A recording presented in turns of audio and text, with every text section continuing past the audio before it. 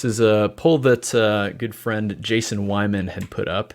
So it says, I've seen some debate about this today. Kind of curious what everyone thinks. Ooh. In a typical situation with your own project, how many lines of code do you like your methods to be?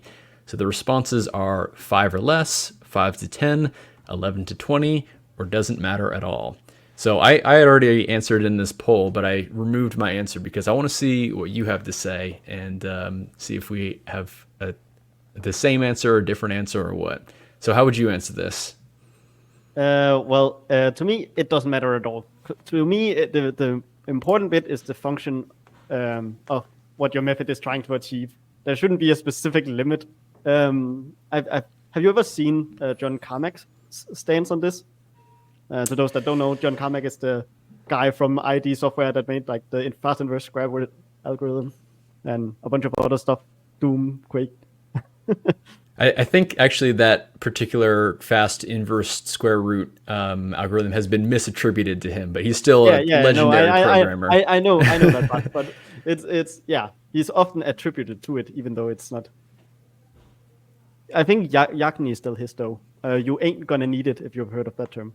Yeah. Yeah, but anyways, he actually has a stance on this as well, on inline code, where he basically compares, are you meant to do function A, B, and C, or are you meant to be doing like one function has just A, B, and C just inlined into it, with comments above saying, this is what this section of the code is doing, this is what this section of the code is doing.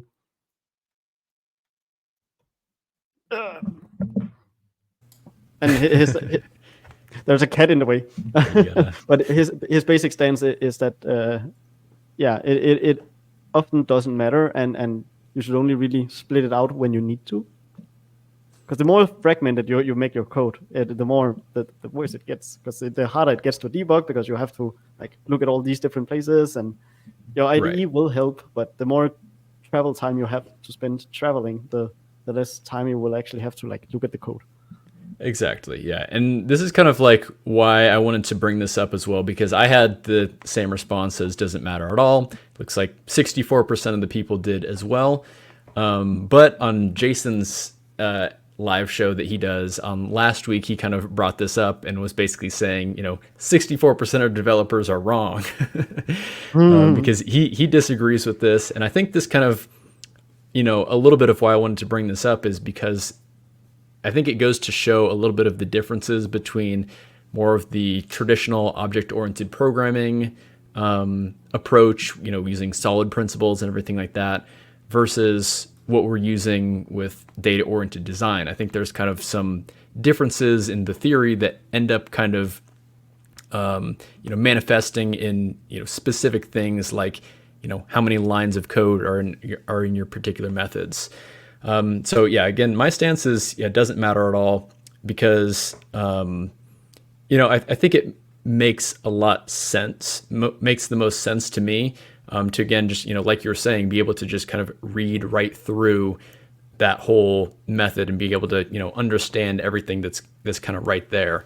I think one of the issues that Jason and some of the other people on his stream brought up about why keeping methods shorter is kind of ideal in their case is because they say it kind of minimizes the amount of scrolling that you have to do.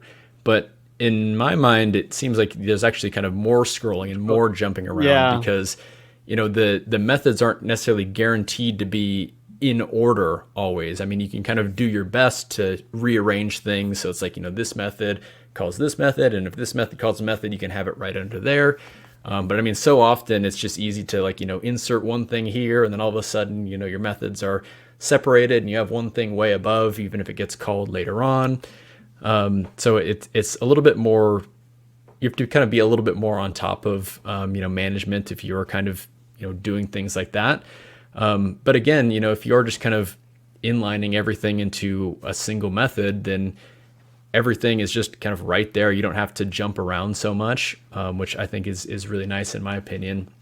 And especially, go on. If you I was just going to say, and especially with Unity ECS in particular, all the systems are completely separate and kind of like isolated. They kind of have their one single job of things that they do, whereas it kind of lends itself a lot better to doing this kind of approach where you can literally just have everything inside of an update method, and that's totally fine.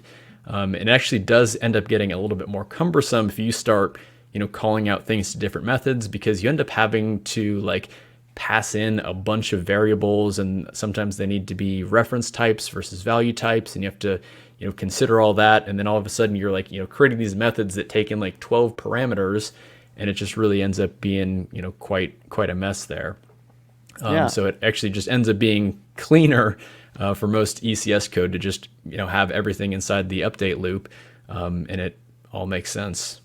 I actually kind of want to show you this John Carmack post on it, because he actually has it written online. I think it's an old mail, this is quoting, of John Carmack's from 2014, where he goes into terms of... Well, yeah, I have this bookmark, by the way. Do you know whose website that is? No, I don't. Numbernone.com? Yeah, I have no idea. It's Jonathan Blow's website. Oh, really? Yeah. All people. Oh, that's kind of funny. Yeah. Well, yeah, John Carmack explains here how like he used to write like minor function inside a major function, and there's also the style B where you are not forward declaring it, but the opposite. And then style C where you just I have minor function feature part A, B, and C inside of my major function.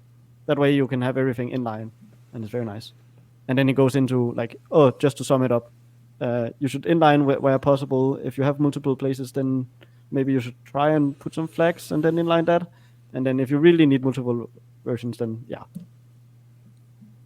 But I think this is generally good advice to like one of his other quotes is Yakni, which is you ain't gonna need it. You're more likely to make some wrong assumptions by trying to pre-abstract a way into a method than you are by just having it written out, and then you later on figure out, I'm doing this twice somewhere, or I'm doing it a third time. This time I'm doing it a third time. Maybe I should just like make a method out of it, because I've now seen 2 other cases where I'm doing it, and the third one I'm now doing is similar enough that I can kind of fit it into the same problem area.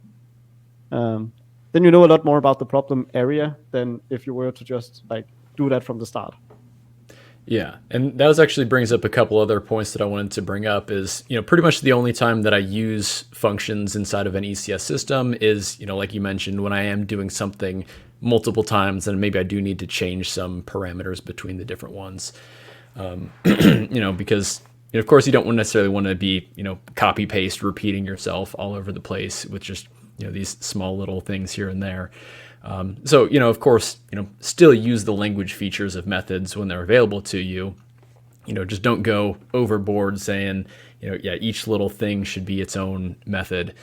So that's one thing. And then another thing that I wanted to say is, while we're kind of bringing up, the amount of lines of code, of course, don't, how should I phrase this? It's not saying to just kind of write as many lines of code as you want, for no reason. I think one thing that's, extremely important about writing good code is actually reducing complexity.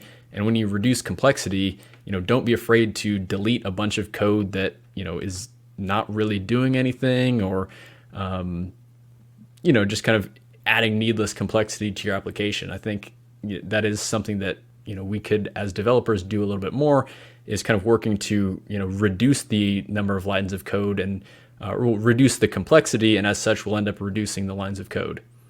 Yeah. I think, what's his name? Chris Zimmerman from Sucker Punch said it kind of nicely, which is that it not only takes 3 examples before you need to like abstract away, but also in a way, programming is a constant fight with complexity.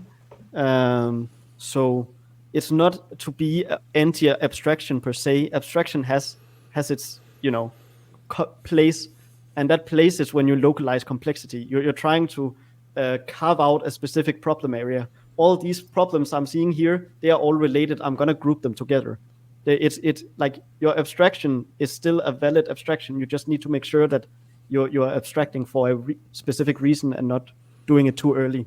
because often it's pre-generalization that is the root of all evil. Not doing abstraction for the sake of doing abstraction. Exactly. It's not anti-abstraction. We're not against abstraction. It's just right. Yeah, do it for a reason. It's as simple as that. Yeah, I'm on board with all that.